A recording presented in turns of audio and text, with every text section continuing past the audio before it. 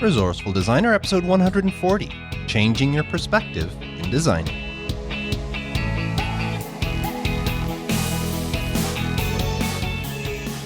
Welcome to the Resourceful Designer podcast, offering solutions to streamline your graphic and web design business so you can get back to designing. And now, your host. Nobody touches his barbecue grill but him, Mark Dickout. Welcome to the show. Thank you so much for joining me this week. In this episode, I'm going to tell you a story and how it helped me change my perspective on how I design things. And I'm going to share a tip of the week that if you're a web designer, you may be interested in. Now, I've had an eventful week since last time I talked to you. Started off with a beautiful weekend and for some reason decided to check my email on Saturday, something I don't normally do. I don't know what prompted me to. But I checked my email only to find out that one of my client websites, I should say, my security plugin detected malware on the site. That's not something you want to wake up to on a Saturday morning. But luckily, I do have backups of the site. It was, by the way, if you're curious, it was my iThemes security plugin that notified me that it detected malware on the site. So I quickly went in and shut down the site, deleted everything. I just wiped the entire website, the database, everything there. Downloaded a backup copy from that I made with Backup Buddy from iThemes as well. Uploaded it, created a new database, and made sure all the database information was transferred to it. And within no time, I was back up and running, ran a fresh security scan on the website, and no more malware detected. So that was nice to have that crisis averted. But it was not something I expected to do on Saturday. As you know, if you've listened to the podcast before, I normally do not work on weekends, or in evenings for that matter. I'm more of a 9 to 5 type of guy. But that was a little excitement on my Saturday, and luckily we didn't really have anything planned, so I was able to take care of that. And I took a little bit of extra time because that one website is on a shared server with a bunch of other websites, so I went through and I checked all the other client websites on that server just to make sure that there was nothing else fishy out there. But everything turned out okay. I ran malware scans on all of the sites, and everything turned out clean. So that was how my week started off. Other than that, I designed a logo for a client. I started another logo for another client that I'm still working on.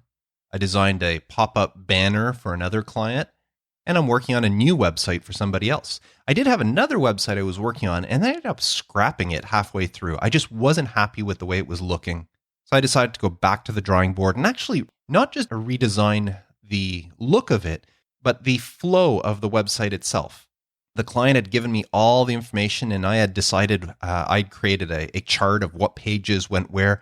And I just decided after I started building it that it didn't feel right to me. I don't know, there was just something. So I went back to the drawing board, right back to that whole flow chart, and repositioned some of the information, stuff like testimonials. Instead of having its own testimonial page, which I thought was kind of useless. Nobody really goes to visit a testimonial page, or at least in my opinion, most people don't visit. So I decided to break up the testimonials and spread them out throughout the website. So there would be some information, and then I would have a quote there of a testimonial from somebody. And I thought at least that would get a little bit more traction. So I did some changes like that, and now I'm happy with the website. I'm still in the process of designing it and putting it all together, but at least I'm happier with it. I'm glad I decided to scrap it all.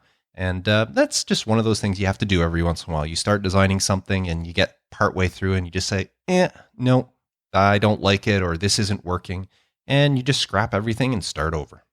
So that's kind of what I've been up to this week. Now, as I mentioned in the intro, I don't have a resource of the week to share with you, but I do have I don't know if you want to call it a tip of the week. A couple of weekends ago, I was in Ottawa with my wife, Ottawa, Canada, our nation's capital. And we were there visiting our kids. Both our son and our daughter are going to school in Ottawa. And we were there to take them out for dinner. We had just decided to go up on the weekend, and we were going to take them out. So we were there in the afternoon. We picked up my daughter. My son was actually working until 5 o'clock. So we decided to go down to a shopping mall to pass some time. And I'm not opposed to shopping unless it's for myself. I don't like shopping for myself. I have to know what I want. I go in, buy it, and get out. But when I go with my wife, I have no problem walking through all sorts of different stores with her and helping her out. But when my daughter is along, I always feel like I'm the third wheel. just tagging along for no reason because my daughter's opinion always trumps mine. So whenever I'm in that situation, I usually excuse myself, and I told them whenever they're done shopping, you can find me down at the Apple store. This mall had an Apple store, and that's where I disappeared to. Well, at the Apple store, I was checking out all sorts of different things, and when I stopped to look at the iMac Pro to be precise, I was fiddling around with it, and they had a couple of them set up there, and there was this guy checking out the one next to me. And I just, being who I am, I started up a conversation with him talking about the iMac, and we started talking about different things about it. And eventually it turned to what we needed a computer for. And I told him I wasn't in the market. I have a 2017 iMac, and I'm happy with it. It'll be a few years, but I was there and I was just fiddling around. So the conversation turned to what we did for a living. And I mentioned that I'm a graphic and web designer. And he says, oh, well, I'm a web designer. And we started talking about that. Now, he doesn't do print design. He only does web design.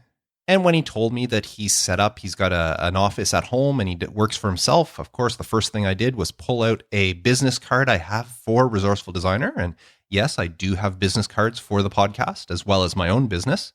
But I pulled out a Resourceful Designer business card and handed it to him in case he hadn't heard of it. And in this case, he hadn't. And this gentleman's his name was Samuel. And Samuel told me that he had never listened to a podcast before, but he said he would check it out. So if you're listening, Samuel, hi, nice meeting you at the Apple store there in Ottawa. But when I handed him that business card, Samuel pulled out a card and handed me his. And what I found interesting is, first of all, his card was call it an emerald green card with on one side his name and just web designer under his name in a creamy beige font. And that was it on that side of the card. And when you flipped over the other side of the card, it was a complete beige background. And in the same emerald green that was from the other side was just his domain name. And that was it. That was all that was on the card. One side of the card had his name and web designer underneath it. And the other side of the card had his website. There was no phone numbers. There was no email or anything. And I told him, I says, wow, I've never seen a card like this that's just that information. And he told me that he was tired of people contacting him whenever they would find his card or somebody would hand out a card as a referral or whatever. He said he was tired of people contacting him without knowing beforehand what he did, or they were just not good leads. They would be contacting him to do all sorts of design work, which he doesn't do. He just does websites. Or they would be contacting him to do really cheap things. And what he wanted was for people to see his website, because what he told me is, he's a web designer, so he expects people to want to hire a web designer to know what he does. So he removed his email and his phone number and all that stuff from the business card because he says it's all on the website. If somebody wants to contact me, all his contact information is on his website. But by just putting his domain, it's forcing people to see his website. And there's a good chances while they're there, before they actually call him, they're going to look at his portfolio, they're going to look at his services, they're going to see whether or not it's somebody that they would like to work with. And he said that since he started doing that, yes, he's getting less emails and less phone calls, but the ones he is getting are much better quality than the ones he was getting before. And he said now the percentage of people that call him up or that email him that turn into clients is much, much higher than before. And he's not wasting his time talking to people or responding to emails that don't turn into anything. So I thought that was very interesting. Now, being a web and print designer and that, I don't know if it's something I would do, but I thought I'd share it on the podcast as a tip to any of you out there. If you are just doing web design, it makes sense that you want people to visit your website for it. So why not try a business card that just has your website listed and your name? So I thought that was interesting. If you do decide to try this, let me know. I'd love to know how it works out. And now, changing your perspective in designing. So I'm going to need to set this one up a little bit, so bear with me as I tell you this story, and I assure you it will eventually come back to design. Now, I told you last week, and I know I've mentioned it in the past, about how I usually have a messy desk. Now, I don't want you to think that I'm really a slob, because other than my desk, the rest of my house is actually quite clean. I'm a very tidy person when it comes to every other part of the house.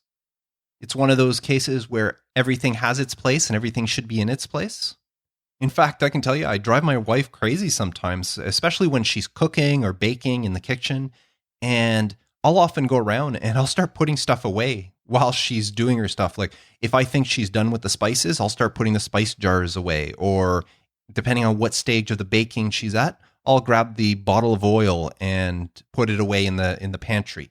And sometimes she'll have to stop me and say, I'm not done with that. Or, if maybe she's making a spaghetti sauce and she says, I might still add some spices, leave those out. It's just one of those things I do. So when it comes to our house, it's actually very clean and tidy.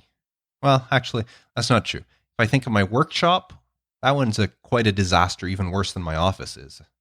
Let's put it this way. All the parts of the house that I share with the rest of the family are in great condition. It's only the workshop, which I consider mine because nobody else uses it, and my office that nobody else uses but me. Those two places are, they're a bit of a mess. So maybe I wouldn't make a good bachelor, but living the family life, I'm nice and clean. Now, one of the things that I do to keep the house clean is the vacuuming. Vacuuming has always been my chore. When my kids were young, we would sometimes get them to do it, especially if they wanted to earn some extra money. They had their own chores to do, but if they had something they were saving up for and they wanted to do a little bit of extra, we'd get them to do the vacuuming. But for the most part, it fell upon me. Now, when it comes to vacuuming, I take after my dad. See, growing up, my dad was a salesman in the electrical industry, and he was often on the road, and he wouldn't be home sometimes during the week. He would be away. And my mom, being a stay-at-home mom, it fell on her to do the housework. And that included vacuuming. Now, when I was old enough to help her, I would follow behind her with the rake and rake the carpet. Now, any of you who grew up in the 70s and 80s, you may remember shag carpeting and having to rake them. And if you have no idea what I'm talking about, Google carpet rake and you'll see. Anyways, when I got older, the task of vacuuming fell upon me, and I pretty well did what my mom did. I vacuumed the same way she did, and it got the job done. But every once in a while, and I say every once in a while, this didn't happen very often, but every once in a while, if for some reason it hadn't been done during the week, my dad would take on the task on a weekend, usually a Saturday. And it always fascinated me to watch my dad vacuum. You see, when he did it, he didn't just go around things like my mom or I did. He moved everything. He pulled the sofa away from the wall. He picked up the tables and put them on top of the sofa. He would move the lazy boy. He would move the TV cabinet. He would push the beds away to make sure that everything was done. He didn't just vacuum under things. He moved them to make sure that he could see everything on the floor and get it done. When he was finished, every inch of every room had been taken care of, and we were guaranteed that no dust bunnies had survived. Now, fast forward several years, and when Kim and I moved together, that's Kim is my wife, or at the time that we moved together, she was my girlfriend. Well, when we moved together, I embraced the chore of vacuuming, and to this day, I do a more thorough job than any other member of my family. Maybe not as in-depth as my dad did, but I do move things. I get down on my hands and knees to make sure I get into all the little crevices. I lift sofa cushions, you name it. I do a good job when it comes to vacuuming. A couple of weeks ago, this was a Saturday morning, we get a phone call from my wife's cousin. She was in town and she wanted to drop by after lunch for a visit. Now, I don't know if you're like us, but the house always seems clean until you know somebody is coming over. Then all of a sudden, there's a bunch of things that you need to do to make it, quote unquote, perfect for visitors. So even though the house didn't look that bad, I decided that I would vacuum before the company arrived. Now that was my thought. Kim's thought went to the dogs. As I've mentioned before on the podcast, I pass my day working at home by myself here, surrounded by our 2 dogs and a cat. Now we have 2 Shetland sheepdogs, or Shelties for short, and both of them are long-haired dogs. Now, Kim's thoughts often goes to the dogs whenever company is coming over. She likes them to look their best, and being long-haired dogs, sometimes their hair gets a little tangled and that. So she will take it upon herself to brush them and make them look presentable. Now, of course, the cat just takes care of herself. We don't worry about her. So knowing that we were running out of a little bit of time, Kim took out the grooming tools and set herself up in the living room to give a really good brushing to the dogs and to clip their nails. We have hardwood floors throughout our house, and if you don't keep their nails trimmed, you hear the click, click, click, click, click everywhere they walk. Anyways, back to my vacuuming. If you've ever passed a vacuum on a regular basis, you usually get into a routine. I know I do.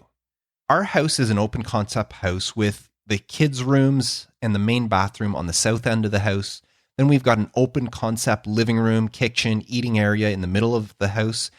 And then on the north end of the house is the laundry room, the side entrance into the garage, a back door, and our master bedroom. Now in our place, the vacuum is stored in the laundry room. So each time I take it out because it's time to clean the house, I will pick it up and I'll walk all the way to the other end of the house to my daughter's room, which is the farthest room in the house, and I'll start there. And I work my way back through the house until I finish back in the laundry room. And once everything's done, I'm right there. I just put the vacuum away. But on that Saturday, my wife was grooming the dogs in the living room. And I knew that doing my daughter's room and my son's room in the bathroom would go quick. And then all of a sudden I would be in the living room and there was going to be dog hair and nail clippings and stuff. So I didn't want to have to wait for her or bypass her and go back. So I decided to start in the laundry room. Now, I don't remember ever doing this before. In the 14 years we've lived in this house, I've always started the vacuum in my daughter's room at the opposite end of the house. So for this first time, because I wanted to get things started, I plugged the vacuum in the laundry room and started off there. And then I worked into the entrance, I worked through our bedroom, and then went through the kitchen. And that section of the house usually takes me a little bit longer. So by the time I got to the living room, after doing the kitchen and the eating area, by the time I got to the living room, my wife was done. So that worked out really well. But you know what? Doing it that way, in the opposite direction that I normally do, it gave me a whole new perspective on our house. I know it sounds weird, but passing the vacuum in the opposite direction forced me to come at certain angles of our house from a different direction or a different angle, if you will. Now, this meant that a few areas were kind of harder to vacuum. I had to kind of turn around and take them at the angle I normally would because it wasn't as easy. But there was other parts of the house that I actually found easier than what I used to do or I've been doing for the past 14 years. When I came at it from a different angle, it's like, wow, I've never tried vacuuming from this side, and this is so much easier. Now, you're probably thinking, well, this is a really interesting story, or maybe you're not thinking it's an interesting story, but you're probably wondering what this has to do with graphic design. Well, I'm going to get to that in a second. So we had my wife's cousin over, we had a great time, and that was that. Well, since that Saturday, I've vacuumed the house a few times. And yes, I've gone back to my original routine, the one that's been ingrained into me over the last 14 years. But I can tell you, there's a few areas in my house that I've actually changed. When I got to that area, I would actually go at it from a different angle. For example, in our living room, there's a large chair in one corner. Well, I've always vacuumed from the left side of the chair because that's the way I come into the room when I'm vacuuming, and I'll move the chair over to the right and I'll vacuum and then I'll move the chair back. Well, I found that one Saturday, it was much easier to do if I came in from the opposite angle and moved the chair forward and vacuumed all around it. It just went a lot quicker and it was a lot easier to get the vacuum head in. And that was just one area. So since that one Saturday, I've actually changed up some of my routine, and at certain parts in the house, certain areas, I've actually changed the way I vacuum them. It's changed my perspective. Now, since that happened, I've been thinking a lot about that lately and how something I've been doing for 14 years, all of a sudden, I changed it simply because of that one day that I decided to do it in reverse. And I've been thinking about that so much that it kind of spilled over to my design. Take logo designing, for example. For as long as I can remember, my quote-unquote routine when it comes to logo design, and of course I'm going to simplify this drastically, I would have various steps. Step 1, choose a font. And that might involve choosing 4 or 5 fonts to try, or I might choose 20 to 30 fonts to try. But it's looking through my font library and choosing a font. That was always how I started a logo. I would look at fonts, choose what fonts I think fit the business. Is it the type of business that requires a serif font or a sans serif font? Does it require a script? Does it need a big heavy font or something delicate? I would know some stuff about the business after doing my discovery and whatever research I had to do. And I would start off by choosing a font. Once I had the font chosen, then step 2 would be to design a symbol or an icon. If I chose to go that way with the logo, if I wanted a symbol or an icon to go with it. And often those symbols or icons would be influenced by the font I chose. If I had a regular up-down font, non-italic font, and I wanted a symbol, maybe that symbol would be in a circle.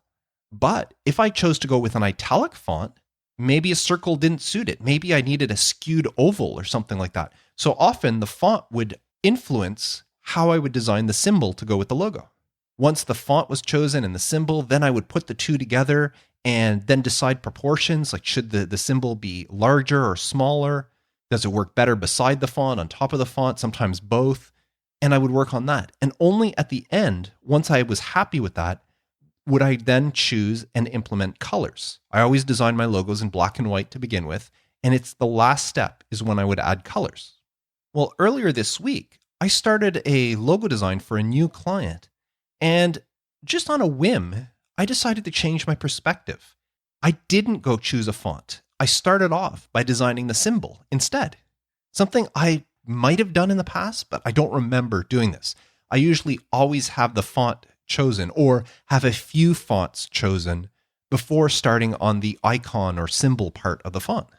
But this time around, I started designing the symbol, something that would represent the business or at least something that would go well. And I came up with a few different ones. And again, never having a font chosen. Then I actually chose a color palette and decided on a few different colors. This was a brand new client, so color was completely open. So I chose a few different colors, and I had 3 different symbols, so I decided to color each one of them a little bit differently. I was going to present the black and white versions first to the client, which I like to do, but I wanted to have the color versions afterwards. If they chose something, then I wanted to have them in a couple of different color palettes to choose from. And it was only after I had the symbol and the colors chosen that I decided to go look at fonts. And you remember when I said earlier when I was doing logos that oftentimes the symbol would be influenced by the font I chose? Well, this time I found the font was influenced by the symbol I had designed. I was looking through my font library, and I've got a huge font library. I was looking through my fonts, and there were certain fonts that when I saw it, in my mind, I was thinking back to how that would normally be my first step, and I would think, this is a good font for that business. But then I would think of the icons or the symbols I had designed, and I realized, no, that font doesn't suit any of them, so I would leave it. And I kept going through my fonts until I found certain fonts that I thought suited the symbols that I had designed. And I decided to use those. So it was a completely different process that I used, something I don't normally do. And it gave me a complete different approach to logo design. Now, I tried that again with a business card, where normally when I design a business card, the very first thing I do is plop the logo down on the business card, figure out where it's going to go, and then work all the copy, all the text around it. Well, for the fun of it, I decided to do the opposite. I laid out all the text, and in this case, it was because of the domain name. This person had an extremely long email address because of a super long domain name, and they needed their first and last name before the @ symbol. So super long email address. And it was just, how was I going to position that along with their contact information, the address for the business, and the company? They didn't want a 2-sided card. Sometimes what I would do is I would break it into a 2-sided card. They didn't want a 2-sided card. So for the fun of it, I decided to lay everything out for the text. And only once the text was done, then I said, okay, what area is left for the logo? And in this case, I ended up putting the logo on the bottom right of the card. Now, maybe I would have come up with that idea if I would started with the logo, but chances are whenever I start a business card, the logo usually goes to the top left, sometimes the top right. But in this case, I ended up putting it on the bottom right. And you know what? I liked the design. I showed it to the client, and the client liked the design. They thought it was really different. It influenced their name. It made their name stand out because the name was the thing at the top left of the card. And it had all the information, and then at the bottom right, it showed who the company was. So again, changing my perspective changed the way I designed things. Now, I'm even thinking of trying this with a website. I've got one that I haven't started yet for a client. And when it comes to websites, the very first step I always do with a website is go choose a color palette. I talked last week about my color resource and using Coolers, the website, for choosing a color palette. That's usually the very first thing I do, because a lot of times I want those colors. So as I'm building the website, I know that this area is going to be this color and then that color and so forth and so forth. But I'm actually thinking of trying to design the website in black and white. I know it's not a very big website, it's just a few pages, but I think I'm going to design it without looking at colors and see if it makes a difference. I don't know if it will, but it's something I want to give a try. So what did I learn from all of this? Well, for one, I learned that routines are good. Routines do help you. They set you in a certain way and they keep you grounded when you need it. But sometimes a routine can actually prevent you from seeing things that you might not see otherwise. Changing your perspective can actually help you find new solutions to those design problems that you're there to solve. I can tell you that the logo I designed is probably completely different because of me deciding to design the symbol first than if I had designed or chosen a font first, because as I said, when I was looking through my font library, there was a font that I thought, oh, this font would be perfect for this company, but it didn't suit the symbols I had designed, so I ignored it. I didn't choose that font.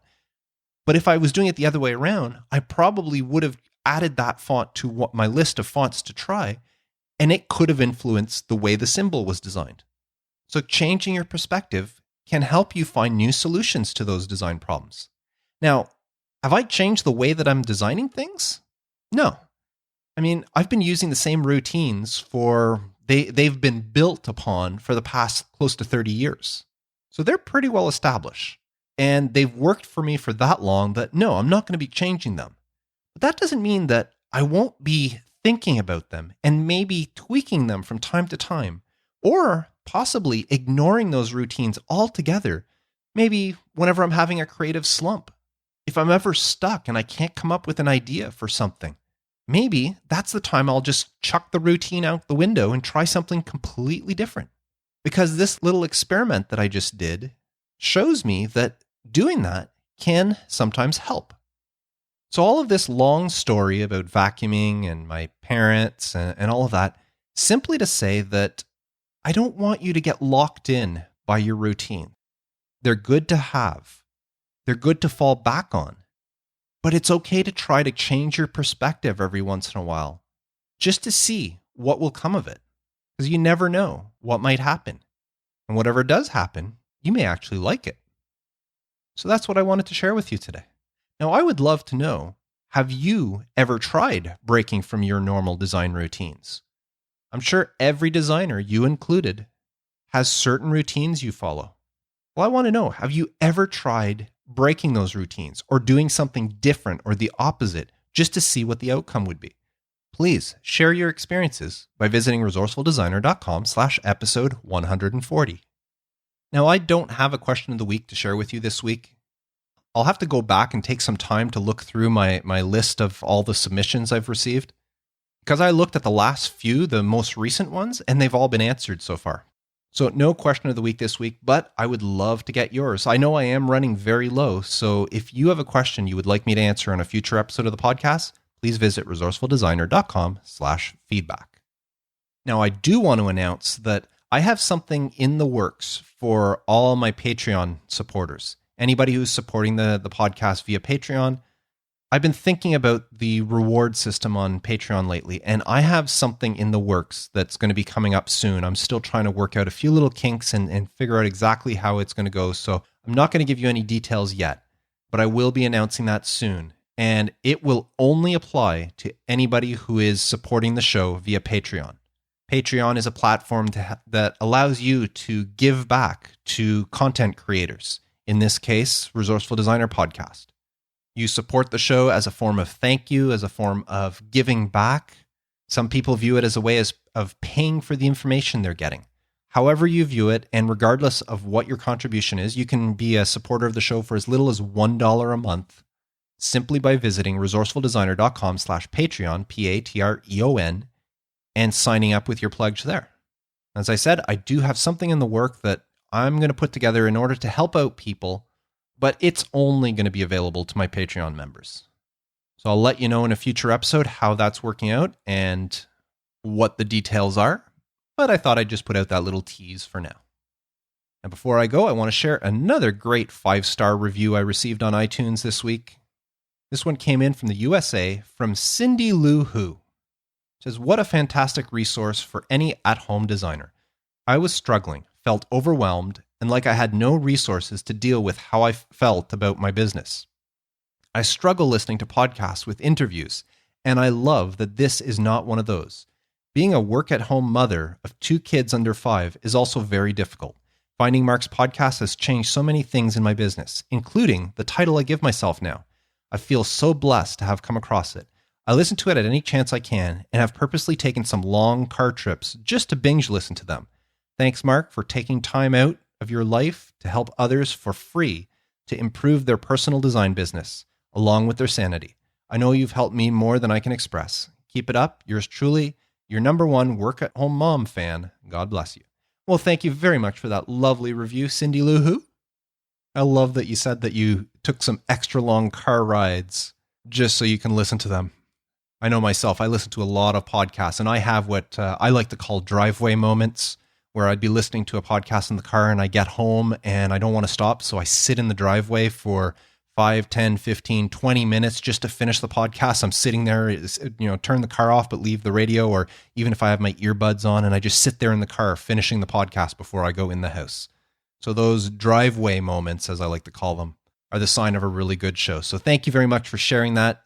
It means so much that you are appreciating the podcast and what I do in that way. Now, if you would like to leave a review for Resourceful Designer, you can do so by visiting resourcefuldesigner.com/iTunes, which will redirect you to the iTunes store in your country where you can leave a review. So that's it for this week's episode. I want to thank you very much for tuning in, for listening to my story. It was a little bit different this week, but I do appreciate you spending your time with me. And if you're still here, you haven't stopped the podcast, that means even more. And before I go, I just want to remind you of the tip of the week this week. If you are a web designer, you may want to consider getting some business cards with just your name and your website on it, and force people to go visit your website for your contact information. It's a strategy that's working out for Samuel, so maybe it'll work out for you as well. Let me know if you give it a try. So until next episode, I am Mark Decote, wishing you all the best with your graphic design business, and as always, reminding you to stay creative.